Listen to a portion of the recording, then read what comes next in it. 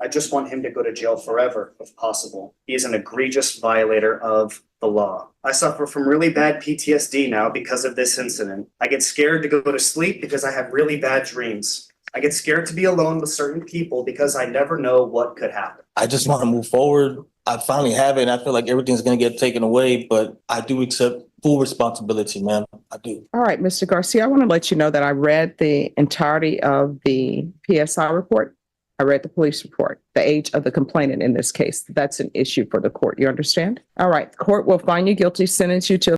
Court is calling 2022 CR 6930, State of Texas versus. This guy walks into court acting like he's the victim. Never mind the fact what he just did to his own roommate is straight up nightmare fuel. He throws out the usual "I've changed" routine like that magically rewrites the past, but the judge, ice cold, locked in, and absolutely done with the performance. What follows isn't just a sentencing, it's a public dismantling of a man who thought crocodile tears might buy him mercy. And here's the kicker, people like this count on the system going soft. So what do you think? Does remorse matter when the damage is already done? Let's go ahead and dive in. This is Pete Garcia, defense. Daniel De La Garza for the defendant.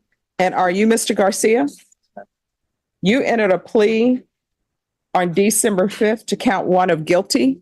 According to the plea bargain agreement, punishment is to be assessed at a cap of 8 years in the prison. There's a $1,500 fine. The state is opposing your application. They're taking in consideration 2023 CR 8852 and 2023 CR 8851. And there is to be restitution, if any, to the complainants in each of those cause numbers. No contact with the complainant and Chapter 62 compliance. Have both parties had a chance to review the PSI report, state? Yes, Your Honor. Defense? Yes, Your Honor. Any objections? No, Your Honor. No, Your Honor. All right, are there any witnesses? No, Your Honor. Not from the state, Your Honor. All right, state you are opposed. Yes, Your Honor. You may proceed. Yes, Your Honor. Your Honor, the state would just like to begin when looking at the PSI, this individual had cases out of, I believe it's Manatee County, Florida, put on probation for a drug offense, 28 grams to 150 kilograms. Just 1 second, I'm sorry. Probation? Yes, Judge. On this case, I don't have the PSI report in the email. Judge, my apologies. That's okay. Thank you. Just give me 2 minutes. Absolutely. All right, you may proceed. Thank you, Your Honor. This individual was placed on probation on 2 different occasions out of Manatee County, Florida, once in 2006 for 28 grams to 150 kilograms of cocaine charge. Also 2007 out of Manatee County, Florida for use of investment proceeds from racketeering. That's 2 separate instances of probation outside of the state of Texas. Within the state, within Barrett County, there was this individual was transferred to TDC and sentenced in 2019 with tampering of a government record. Also 2019, unauthorized use of a motor propelled vehicle. Again, sentenced, transferred to TDC on both of those. The victim in the credit card abuse case said in the PSI, quote, "I'm not okay with probation. I want him to do time. I'm sure he will do it to someone else. I don't think probation is the solution. He will do it again. He will do this to someone else." The victim in the fraudulent use or possession of an ID case said, quote, "I'm absolutely not okay with him applying for probation. I just want him to go to jail forever, if possible. He is an egregious violator of the law." So that's with respect to those 2 cases, Your Honor, that were taken into consideration. And the instant case, the indecency with a child by contact, juvenile Jalissa Leone told her mother that Pete Garcia fondled her breast and So the audio's gone for a reason. What the victim said wasn't just emotional, it was graphic enough to shut down a room. No dramatics, no fluff, just raw truth that punched harder than any prosecutor ever could. The guy's sitting there like he's waiting on a parking ticket, and you can almost see the moment he realizes the court isn't buying the act. Legally, judges can't sentence purely on emotion, but when the facts line up with the victim's words like that, it definitely sticks. on 10 separate occasions. She stated the incidents occurred when she was 11 years old while Pete Garcia resided at the residence. Juvenile Jalissa Leone did tell one of the interviewers that it never went further than that, but that Pete Garcia told her, quote, "Don't tell your mother," when the incidents occurred. Your Honor, in the PSI, this would be victim number 3, Your Honor, again, with respect to the indecency. When questioned, that victim said, again, victim Jaleesa Leon said, quote, I want him to take some accountability. I don't want probation for him. I suffer from really bad PTSD now because of this incident. I get scared to go to sleep because I have really bad dreams. I get scared to be alone with certain people because I never know what could happen. And Your Honor, I think the word there that of course sticks out to me from the victim in our case, the indecency, the incident case, I should say, is that accountability.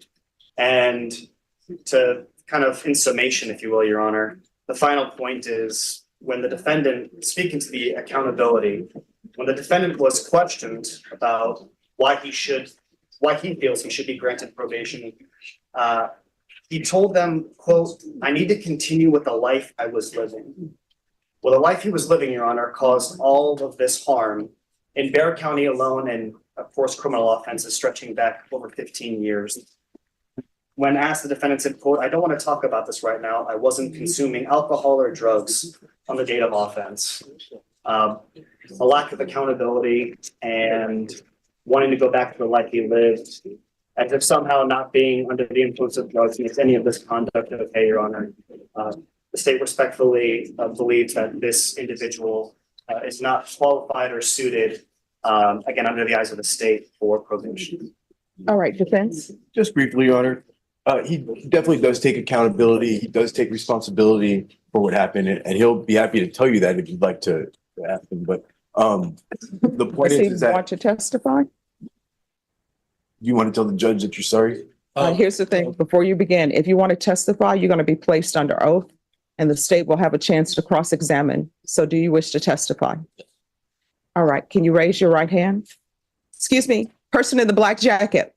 The person in the black jacket, they need to be excused from the courtroom. They're talking to someone in the box. Can you raise your right hand?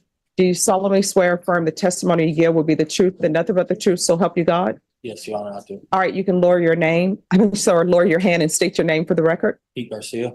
Well, hold on. I'm gonna ask you some questions, all right? So first off, you know that you've pleaded guilty to the indecency case, right? Yes. And then you've taken responsibility also for the credit card theft and the fraud cases, right? For lack of a better term.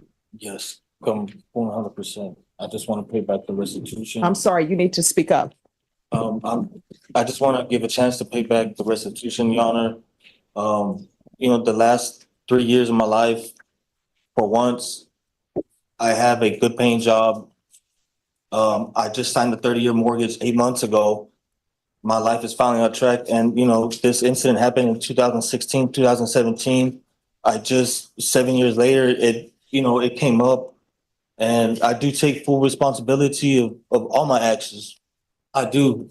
So let me ask you, when you say all your actions, are you talking about the case that you have pleaded guilty to, the sex offense, for lack of a better term? Yes.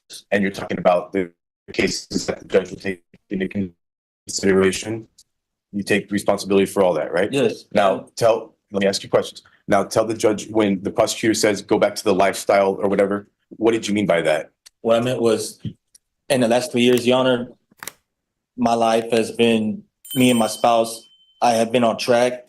I go out for a month, I come home for a week. I've been doing that for 3 years. I finally, like I said, Your Honor, the life is what I meant was me getting my life back on track, finally living a normal life. Now, let me ask you, who is your spouse? Jasmine Manion, Is she here today? yes.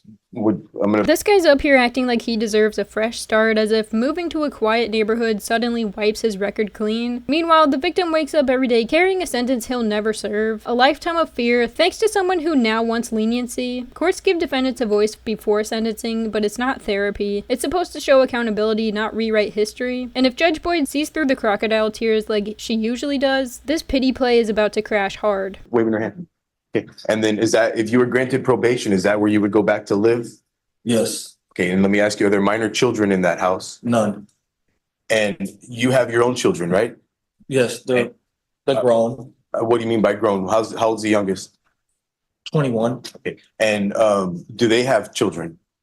Yes, my son does. Okay. Now, if the court will order you to have no contact with minor children, is that something that you'll abide by, first off? Yes, Then second of all, you're going to have all kinds of conditions that you need to abide by, such as the sex offender counseling, maintaining employment, reporting to probation. Are you going to do all that stuff?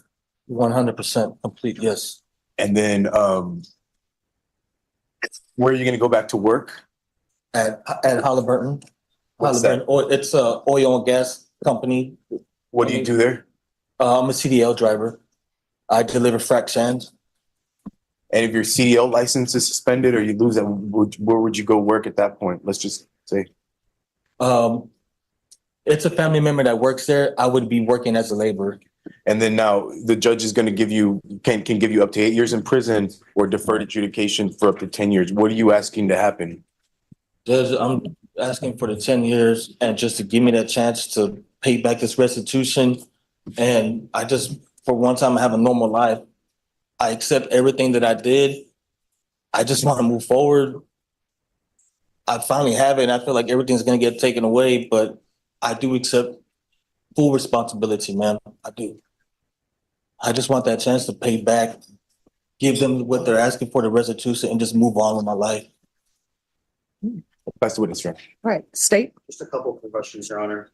Were you aware that when the complainant first outcried, the reason the outcry happened when it did is because she was having frequent and violent sexual dreams? Were you aware of that? No, I have had no contact with them in going on 8 years. And if she hadn't had such violent dreams, there's reason to believe that she wouldn't have outcried. If she wouldn't have, would you have done something to take accountability for your actions, confess or do other actions or take other actions to take responsibility for the double-digit number of times that there was the touching of the breast with your hands? I'm sorry, I don't understand. And I apologize. To put it simply, if she had never outcried, would you have found a way to take accountability for your actions? If there was something said, then of course, 100% would. I do take accountability for my actions. And like I said, it's been almost 8 years. I have not heard anything until recently. So of course, yes, I 100%. No further questions, Your Honor. All right. So I have a question for both parties. With regards to the restitution amounts, one complainant says the restitution amount is $0.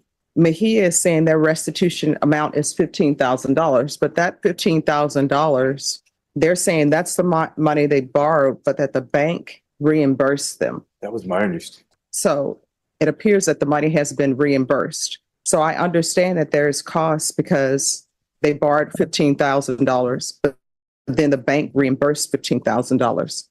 Now I can understand maybe he's responsible for the interest on the $15,000, but the court doesn't have the interest amount for that. But, and if I'm wrong in my legal conclusion to this, I don't think he's responsible for the entirety of the $15,000 if the bank, and it appears from what I'm reading, the bank has given him back the $15,000. Yes, Your Honor. I would agree with that. Absolutely. So I don't have a restitution amount for that.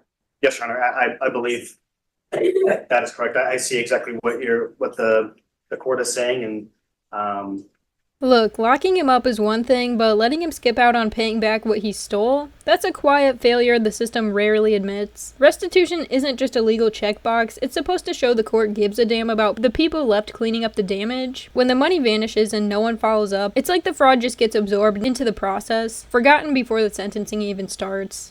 yeah, I don't believe there would be any restitution remedy available. Okay. All right. This is what the court is going to do. The court will deny your application. Does anybody want to speak to the cap? The court is going to find you guilty. Anyone want to speak to the cap of 8 years? Nothing from the state, Your Honor. Well, just, Your Honor, we would ask that he, based upon the fact that he has taken responsibility and that he has, done his best to make amends for what he's done, that we ask that you hit somewhere below the cap. And I would leave that up to the court's wise judgment, but I would ask somewhere below the 8 years. All right. All right, Mr. Garcia, I want to let you know that I read the entirety of the PSI report. I read the police report. And I've seen the ages of the complainant, the age of the complainant in this case. That's an issue for the court. You understand? All right, the court will find you guilty, sentence you to a $1,500 fine, time and money to run concurrent, taking consideration 2023 CR 8852, 2023 CR 8851. There's to be Chapter 62 registration, no contact with the complainant, and either of the cause numbers. The court will sentence you to 8 years in the prison, give you credit for any time served. Going to show you what's entitled Trial Court Certification of Defendant's Rights to Appeal. Did you review that with your attorney? Did you understand it? Did you sign it? Yes, true. All right, because this is a plea bargain agreement, because I followed your plea bargain agreement, and because you waived your right to appeal, you do not have the court's permission to appeal. Because this is a felony conviction, you're not allowed to own or possess any weapons or ammunition. If you have a question over what a weapon or ammunition is, you'll need to speak to an attorney. You understand? Yes, Your Honor. All right. So off the record, I understand that people have regrets about things that they've done in their past. And sometimes we hope that our past won't come back and bite us, right? Because you moved on with your life. I understand it as you're working. I know that that job you had was a great job. I know you have the 30-year mortgage. It's happened. You have to answer for those. And at some point, what we've done catches up with us. You understand? Yes, Your Honor. All right. Good luck to you. Okay. 8 years. Honestly, that's probably the closest thing to justice this courtroom was ever going to squeeze out of him. He played the long game, dodged accountability for as long as possible, and still walked away with less time than same non-violent offenders. The system tends to treat cases like this as one and done, but the impact doesn't end when the gavel drops. It sticks with the victim for life. Legally, this could have gone worse, especially if the victim hadn't spoken up, but it still feels like we grade cruelty on a curve sometimes. It's wild how much hinges on whether someone's brave enough to relive their trauma in front of strangers just to be believed. So here's the question, should sentencing be more tied to the long-lasting damage or just the criminal code? Drop your take in the comments, don't forget to like and subscribe, and come back tomorrow for more courtroom insanity. Thank you guys so much for watching, and I'll catch you in the next one.